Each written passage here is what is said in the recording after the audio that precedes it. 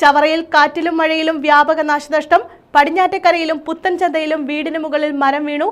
പുത്തേഴത്ത് ക്ഷേത്രത്തിലെ ആൽമരം കടപുഴകി.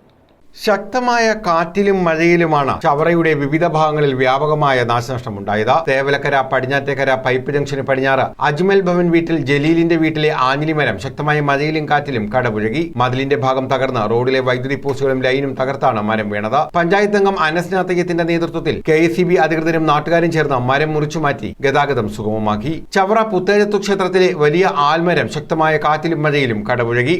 പുത്തൻചന്ത ചക്കാലിയിൽ സഫിയ മൻസിലിൽ സഫിയത്തിന്റെ വീടിന് മുകളിൽ മരം വീണു.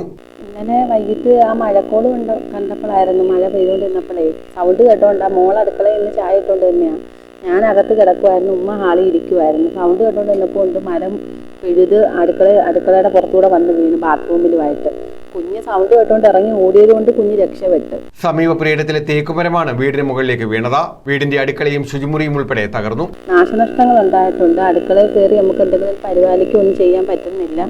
പിന്നെന്ന് പറയാൻ രാത്രി ആയതുകൊണ്ട് നമുക്കൊന്നും ചെയ്യാനും പറ്റില്ല. രാവിലെ ഇന്ന് പഞ്ചായത്തിൽ പറഞ്ഞ് അങ്ങനെ അവിടുത്തെ ഉദ്യോഗസ്ഥർ വന്ന് നോക്കാന്നൊക്കെ പറഞ്ഞിട്ടുണ്ട്. നമുക്ക് മക്കളുമായിട്ട് കയറി ഒന്നും നിൽക്കാൻ പോലും ഉള്ളൊരു ഇതില്ല. എല്ലാം പൊളിഞ്ഞു മാറി മരം വീണെല്ലാം കിടക്കും. അടുത്ത പുരയിടത്തിലെ മരവാ. News bureau, Chavara.